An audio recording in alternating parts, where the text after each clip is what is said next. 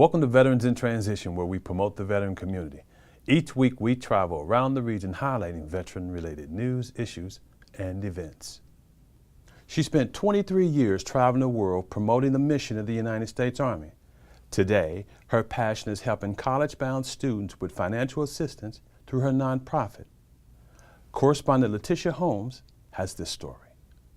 Hi, Miss Annie, and thank you for being here. It's always a pleasure to have you. Thank you for having me. We met a few years ago at a program called ACAP. It is now Soldier for Life. And Yes. you was with the DOL training program, Yes, right? yes. All right, and you provided a lot of great information to soldiers that were transitioning out of the military. Now you are with the ARM Foundation. You created the ARM Foundation, and we want to know a little bit about that. But first, let's talk about your military experience. Wow. How much time do you have? Okay. I did 23 years in the United States Army. And while I was in the Army, I had a lot of interesting positions. First one, I was a supervisor of an office managing personnel actions. After I did that, I wanted to do something different, so I volunteered to be an Army recruiter/exhibitor, which means I wasn't an Army recruiter, but I was someone that traveled around the country telling people about the Army. So I was in a different state every month, a different town every day for 365 days a year, Wow. telling young people about the benefits of being in the Army. After I left that position, my other interesting position was I was a detachment first sergeant for the Army Soldier Show.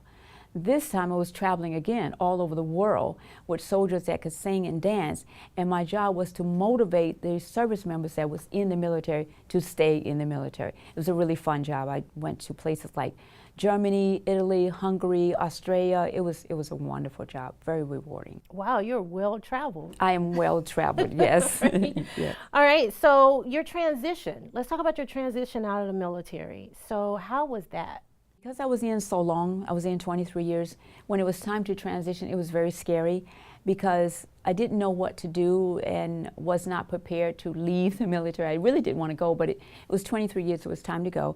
So I went to the Department of Labor workshop. And at the Department of Labor workshop, they train you to prepare for your transition.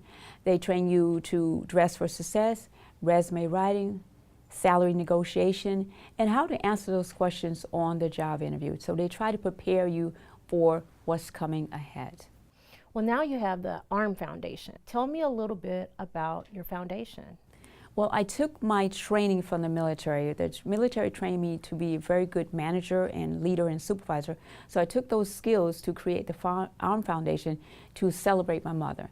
She did not complete high school. She had to quit in the 5th grade. When she finished the 5th grade, then she wasn't able to go to school, but she did get married, had 6 children, and she was a sharecropper. So she was picking cotton and crapping tobacco and any of those jobs you do around the farm. But one day she met my 3rd grade teacher who said, if you go back to school and get your GED, you can get a better job. Well, she said, that sounds like a great idea. But 1, I don't have the money. 2, I don't have a car to get there, and I quit school in the 5th grade, so therefore, if I do take the GED program, I probably wouldn't pass it. Wow. And so my 3rd grade teacher said, I tell you what I'm going to do. I'm going to pick you up every day and drive you to the classes. I'm going to tutor you, and I'm going to pay for the program until you pass the program. It took her 3 months, but she was able to pass the GED and get a better job and raise 6 children. And because of that, I created the ARM Foundation as a way to give back to the community. So when I find a young high school student that's graduating from high school and don't know what they want to do, sort of like a service member, Right. They're getting out and they don't know what they want to do, I tell them to write an essay. Tell me why education is so important to you. Why do you want to go to college? And if me and my staff find you worthy enough, we will help you pay for your first session in school, the first year. We'll give you between $500 to $1,000 to help you pay for your first semester of school. How did your military experience prepare you for creating and maintaining the ARM Foundation? The military takes you through training programs. They teach you how to be a leader, Right. how to be a supervisor, how to manage your time, how to plan your day. So I took those skills that I've learned from the military as a former detachment first sergeant, and I used those skills to build the Armed Foundation and run the Armed Foundation. You stated that it was difficult Yes. when you were transitioning out of the military. Yes. So you have a lot of service members on a daily basis that are facing transition. If you could give them one piece of advice, what would it be? The one piece of advice that I would give to service members that are transitioning is to please go to the Department of Labor workshop. That workshop is phenomenal. I used to be a facilitator there for 4 years. And at that workshop, they teach you how to do your resume, how to dress for yourself, how to conduct yourself on a job interview. Even they also help you with stress management, because it can be stressful to be leaving the military, deciding on where you're going to work, where you're going to live, even on the clothes you're going to wear. Because wearing a uniform after 20 years and now you're going to have to wear a suit can be very stressful. Yes. So the Department of Labor workshop helps you with all of those things. It is always a pleasure to have you in our presence. So thank you for coming in. Thank you so much. From an ammunition weapons specialist to the DC Improv, correspondent P.T. Bratton has this veteran's story, just in case. April, what a pleasure to be talking to you. It's a pleasure to be here talking to you. You excited to perform tonight? Absolutely. So tell me a little bit about what brought you to this point. You served in the military. Which branch did you serve in? I served in the Army and the Army Reserve, actually. What inspired you to join the Army? You know, I really always wanted to join the Army, but after my 4th child passed away, I didn't have anything to keep me home, so I was finally able to do my dream, because I really did want to go into the military. So was it like a movie that you saw, or what made you want to serve? You know what? Just being American, for real. All right. Just serving my country. Wanted to make a difference. Yes, make America great, the first time. You know it. What did you do while you were in? I was absolutely an ammunition weapons specialist. Oh, okay. I don't know what that means. That simply means that I would build magazine storage sites. And so when you come in to get some POL, I come out the bushes, fuel you up, go back in the bushes. If you need ammunition, we'll come out, we'll put it on your truck, go back in the bushes. That was our job. Oh, well, that sounds kind of cool. Okay, so how long did you do in the military? I was in for 7 years. 7 years, okay, and then in the reserves for? 1 year. 1 year. Okay, total 8 years. And then, so what brought you to comedy? You know, I had a counselor in the PRRC program at the VA, and she said, April, I think this will be perfect for you. And so I said, well, okay, I'll try it. You know, I have some things that I was doing, and so I was like, let me just give it a shot. What do I have to lose? And so I went to the comedy boot camp, and it was fabulous. They taught me some amazing things. They gave me some courage, and here I am. Yeah, you had fabulous instructors like myself. Of course you were. So have you done comedy for how long now? Probably being with ASAP, maybe about 2 years almost. What is your favorite comedy experience so far? Wow, that's a really good question. Going to the torpedo factory, because I actually saw real torpedoes. So it was really enlightening. I really enjoyed it. They had artisans all over the place doing different types of things, and I really enjoyed being there. So what was your most challenging comedy experience? My most challenging but wonderful experience was I did Up Top Acres. So we did the penthouse show up on top of the building. And Lord knows the wind was blowing and my hair was blowing. And I was like, Lord, just keep it together, keep it together. And it was wonderful, it was wonderful. I see you working on something right there. What are you working on? I'm actually working on a piece that's going to go in a contest. It's a veterans contest where they're asking us to talk about our experiences in order for us to be able to do this artwork. And so I'm going to talk to them about how this really helps me, because I do artwork just so I don't stay depressed. And now I noticed that you're in a wheelchair. Was that military related? You know what? We're still flipping quarters on that. You know how it is, boo. But No comment. what happened was I got out of the military. I was a correctional officer. And while I was on that job, I started feeling sick. Then my legs stopped working, then my arms stopped working, and nobody knew what was wrong with me for a very, very long time. And even up to this point now, Johns Hopkins thinks they know what's wrong with me and what muscle disorder, disease that I have. And so I'm going to be working with them, and hopefully they can help me. So give me a little preview of what you're going to be talking about tonight. Well, tonight I'm going to be talking about my family, because I bought my just in case bag, because I bought it in for what?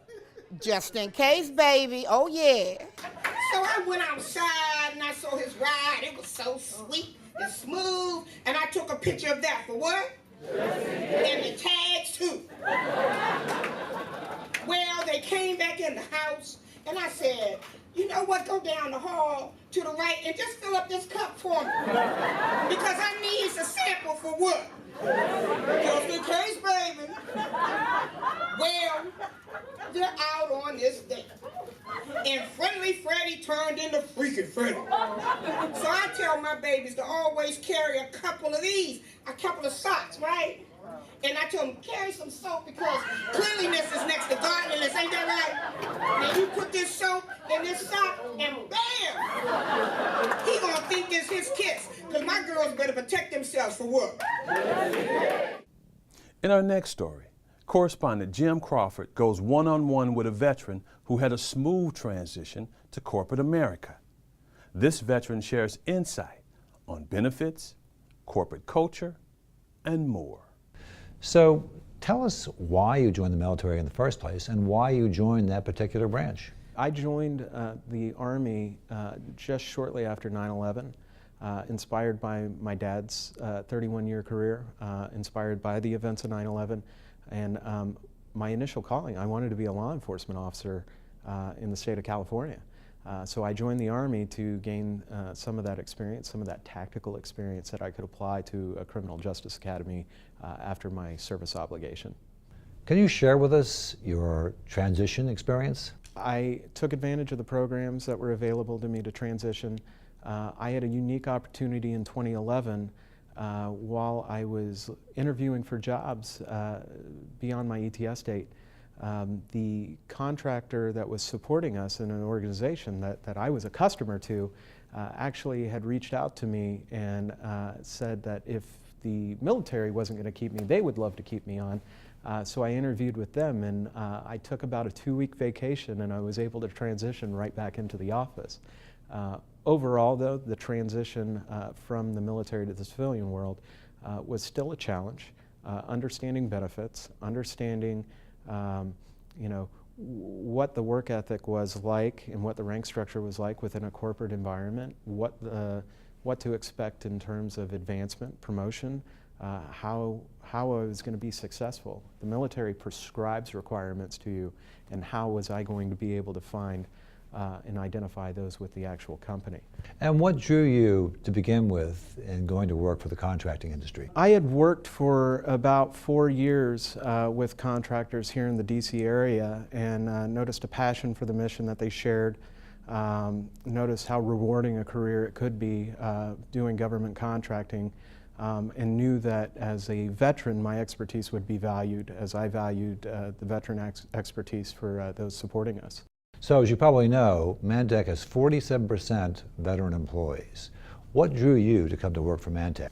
What drew me to come over and work for Mantech was I knew Mantech had a vast veteran workforce and vast military veteran programs that helped continue and maximize the benefits of not only what veterans had, but also to advance their careers based on the military service and experience they maintain. Well, you obviously have a very impressive military background. How are you applying it? It's pretty interesting. Applying your military background to Mantech, or actually to industry overall, there are some things that you know through leadership and the expertise with your MOS that you can apply, but there are things that you don't think about until you're faced with them. If you work as an IT specialist, or maybe even a field artillery specialist or infantryman, you do much more than that. You're a combat lifesaver, you're an instructor, you're a safety officer, you become an armor, and it allows you to do much, much more than a specific niche set of skills. You learn to apply a multi-level of skill set to one job. You can step in and do pretty much any job that is put before you and apply that under pressure. So it's a pretty incredible experience that you learn to leverage, and maybe you don't realize, but you realize over time you're able to do it. What can government contractors do to make jobs in their industry more attractive to veterans? Veteran programs are key. Being able to leverage and maximize veterans' benefits that they're using. So, enlisted personnel who are leaving the industry or leaving uniform, who are using their GI Bill, finding programs that allow them to maximize that, maybe further their education beyond that. Veteran transition programs that help them apply and understand benefits. Benefits are a huge thing. They're almost automatic in the military, but understanding that from a contract world and being able to translate that, I think, is absolutely important for a transitioning veteran to understand. What are the big challenges or changes that veterans go through or experience when they leave the military and go into the private industry? I would say some of the biggest challenges are, I had mentioned before, benefits. Understanding your benefits, how those apply, how those translate. From healthcare. Healthcare is very complex as it is. Coming from the military and applying something like TRICARE that's automatic, and what you have to pay into and understand for coverage, especially for families, is a big challenge. Compensation as well, and marrying that up to what is a competitive change in the salary. Make sure that you're covered. Maximizing your benefits, your GI Bill understanding. When most veterans go into transition planning, whether they're retiring or getting ready to just complete their service obligation, they start planning maybe about a year out. I think that's just enough time. You should start early with a plan, and then take those programs that the military offers you to help you through your transition and apply your plan to that. Ask all the questions that you can to maximize that, so you understand and you're fully prepared for the transition into the civilian world. If you were to give veterans your top 2 recommendations on how to transition to the commercial workforce, what would they be? The first recommendation I would be is plan early, start early. 1 year is about just enough time. So make use of the military transition programs that are available, apply your plan to it, and get all the questions you need answered quickly. The second recommendation I would have is, if you're not retiring and you're just completing a service obligation, consider the reserves, consider the National Guard, and go do something different. If you're an IT specialist by trade and that's what you're applying to the civilian world, go out, be a military police officer or a flight crew member. Do something exciting, continue your service, and enjoy that time and enjoy expanding a new skill set. Next, we're on location at the 2018 Army Senior Leadership Development Conference at Howard University. It was a day of networking, mentoring, and a chance for ROTC cadets from around the region to interact and question Army senior leadership. This year's keynote speaker, Congressman Anthony Brown, who was a colonel in the United States Army Reserve. The Senior Leader Development Conference gives us an opportunity to bring senior leaders from across the Army to Howard University. It gives us an opportunity for cadets to hear what senior leaders are thinking about the Army, our vision, our mission, and our strategy for the future. The Army that you're entering is reforming for a new era. We need you, the cadets in this room, with your fresh ideas, with your energy, and your perspective that you will bring to the table. I'm Lieutenant General retired Robert S. Farrell. I served 38 years in the Army, started off as a private back in the late 1977, particularly through the ranks as an officer. My last job on active duty was the CIO for the Army. So my time in the ROTC program was only about 2 years. And what's different about my involvement today with the program is I saw the need for leadership involvement, because in the program, you're really still a student attending the university, and you really have little idea of the major decision that you made while you're in school of joining the active duty or the reserve or the guard. And so having someone that comes back to be involved, to answer those questions that many have that are, a student in the university, I thought early on was the right thing to do. When I found that I had a good shot at becoming a distinguished military graduate, I seriously considered the Army as a career, or at least as a first job, and got good guidance from the cadre in terms of mentoring and helping me to take a look at the option. And that led to my career, 29-year career on active duty. Hello, I'm Preston Foster. I'm MS3 from the University of Maryland studying English. And this question is more for Major Evans. I've always been interested in the intricacies of how general officers use their leadership to make things happen. So could you give a breakdown of the key people involved in changing advanced camp to improve the experience for cadets? I try to give guidance based on what the Chief of Staff of the Army wants in our officer corps. Currently, we're trying to shape advanced camp so that the experience of every cadet that comes out of advanced camp is just like, or you have had an opportunity to do the exact same tasks, tactical tasks, that a soldier in our Army that's gone through basic combat training has done. That's a hard task because we're going to have about 36, 37 days to do that, and basic training is about 14 weeks. I'm Cadet Captain Young from West Potomac High School. My question is, what valuable leadership skills that you guys have learned in the military can be transferred over to civilian life? What leadership skills we've learned in the military can be translated over to civilian life?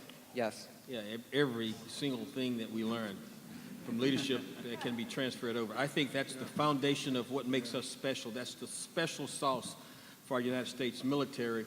Army in particular is our leadership traits that we learn and that we provide our young officers and our young soldiers. You know, one of the things about, I think, success in the military is you got to be mission focused. And no matter who you're working with, you may have difference of opinions and perspectives, different backgrounds and experiences, but at the end of the day, everyone needs to understand the mission, understand their role in executing the mission, and do what it takes to get it done. Good afternoon, sir. I'm Cadet Davis from Old Dominion University. My question to you is, as leaders, we are first followers, and how do you conquer toxic leadership? So, first and foremost, and you are going into a fairly unique organization where there is an office and there is an individual that holds that office, right? There are leaders who will hold positions of command and authority, and no matter who is holding that position of command and authority, you've got to respect that position. And you are going to at times disagree with the position, the views, the decisions of those who are holding leadership position, but you will be duty bound to follow them provided that they are lawful decisions and positions that you're supposed to take. I'm prior service infantry. I've been in for 5 years so far, so I plan on at least doing 30 years. My first takeaway was to stay motivated throughout your whole career. Sometimes it might be rough, getting through the ranks and getting through dealing with people with negative and positive energy, but you gotta decipher the negative energy and just stay focused and don't get off track by any means possible.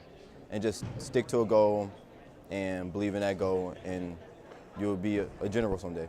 I actually got the opportunity to ask the panelists a question regarding females in the military and how we could stand out apart from our male counterparts.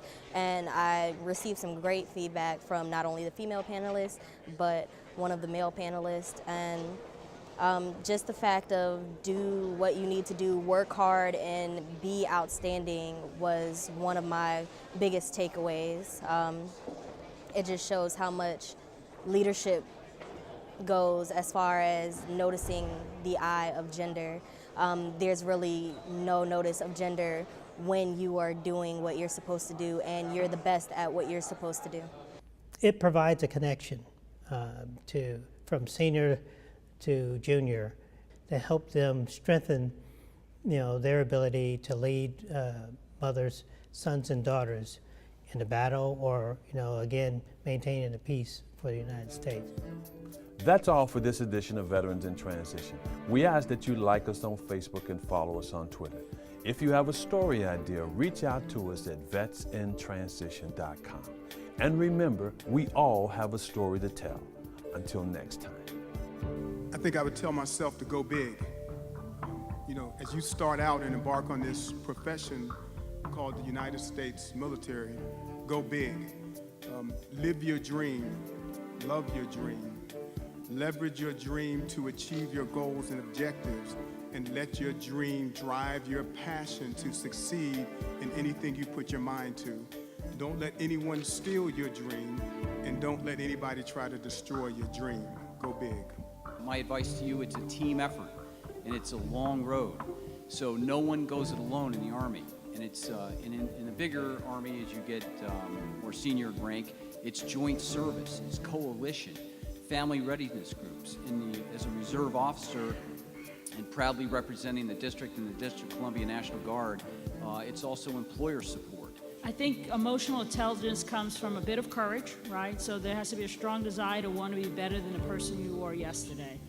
And when you're committed to that, then you'll you'll challenge yourself first to seek input from folks that don't think like you, folks who don't agree with you.